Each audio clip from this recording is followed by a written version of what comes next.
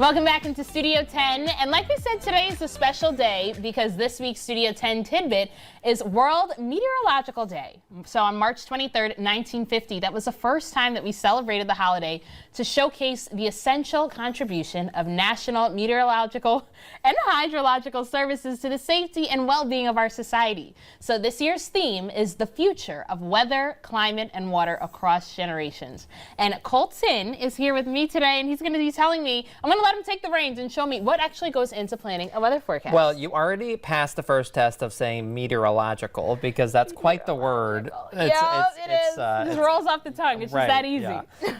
Yeah. So what we wanted to do is kind of go into a little bit and show you, what is kind of like you see Andy in the background working hard right now, of what it goes into what we do, right? And of course, that always begins with forecasting the weather. Okay. Right? So we come in, we don't just copy someone's forecast, we make our own forecast. So what we do, and you can see behind me, I'll kind of step out of the way and not get too far away so the lighting's still good. We look at computer models, right? So that's how we forecast. These computer models are super complex. They do a lot of math equations, stuff like that, things that we don't need to know right now, okay?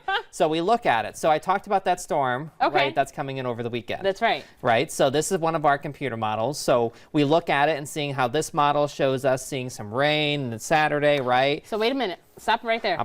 Okay. You said you see rain coming in. Is that the different colors? Yeah. So the green. The green is the rain, and then this blue color is snow. Okay. Right? Rain and snow. We got it. Okay. This is just one computer model. Oh, okay. I'll show you a different computer model.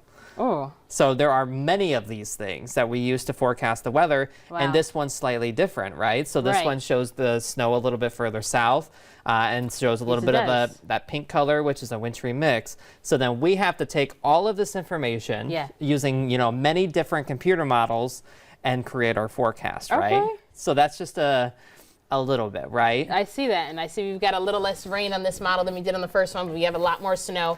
This is that winter mix that you mentioned. Right. Okay, I think I'm getting a small hang of it. Right, so that's just a small part of the forecasting side of it, right? But obviously a big part of what we do here is the TV side of it. So we're going to go over to the key wall. That's what it's called, the green screen. So we're going to take a little field trip, okay? And go over to the green screen. Okay. All right. So now here's where obviously everyone sees us, right, on the key wall. So what people can't see here is that there are TV screens on either side that we can look at. So what I want to do is try to teach you of how to point to it. Okay. Absolutely. Let's try it. Well, you demonstrate for me first. Okay. So you can do it either way. You can either stand on this side and point. Okay. Or, go over to this side and point. All right. All right. So I want you to come over and point to Charlotte. Okay, this way. I can look at this right here. Here's Charlotte. Yeah. Okay. And it's 44 degrees over there. Okay. Now come over here. On your side. All right. And point to Charlotte again. See, it's not so easy, is it? It's not. No. But here's Charlotte, where we're getting that 44 degree weather. Now, is the blue over here, does this all still signify that winter?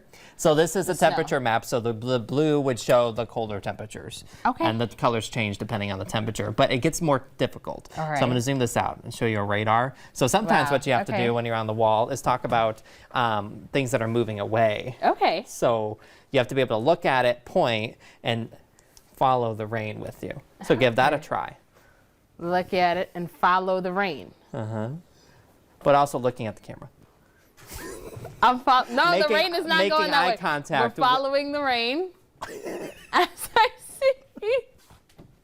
See, it's not that. It's not easy at all. I always say that it's not like a mirror, but it is, and then it's flipped. So it's not exactly what you think that you might think it is. Absolutely. So that's just a little bit. We just want to show Rachelle of how it is to be on the key wall and point to the weather, because it's not as simple as it looks. It's definitely not as simple as it looks, but never underestimate our meteorologists here, because you guys do a lot of incredible work. And today is your day. Thank you so much for showing us. I hope you guys took notes. And happy World Meteorological Day. Meteorological Day. There you go. There we go. And coming up on Studio 10, we're also rounding out the YMCA Annual Day of